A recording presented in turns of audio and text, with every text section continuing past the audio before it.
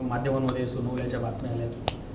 माध्यमं जे आहेत ना नेहमीच असे जे लावालावीची कामं करीत असतात आणि ते फार लोकांपर्यंत की अजितदादाने काय टोला दिला आणि तटावलं फटावलं असं काहीही नाही.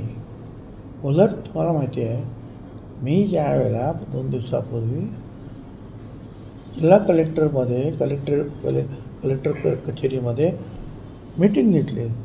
दुसऱ्या दिवशी दादांनी तेच सांगितलं की त्यांनी काम केलेलं आहे 2 कुंभमेळ्यामध्ये. नाशिकचे आहेत मंत्री आहेत त्यांना अधिकार आहे. अडचण काय आहे असं ठामपणे सांगितलं. आणि मी तर आता जो काही कायदा केला त्याप्रमाणे स्थानिक मंत्री त्या समितीत असणार हे सुद्धा सांगितलं. ते असेल की आम्ही जाऊन माहिती तर घेतलीच पाहिजे.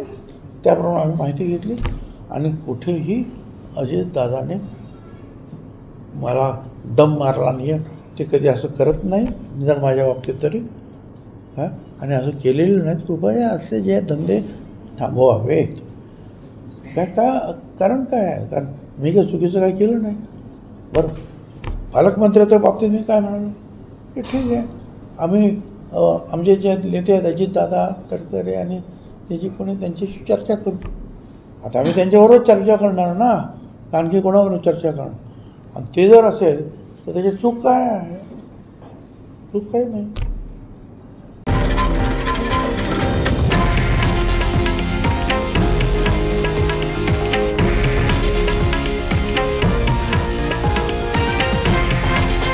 हे आहे देशातील नंबर 1 न्यूज नेटवर्क आणि आपण पाहत आहात TV9 मराठी, एकमेव.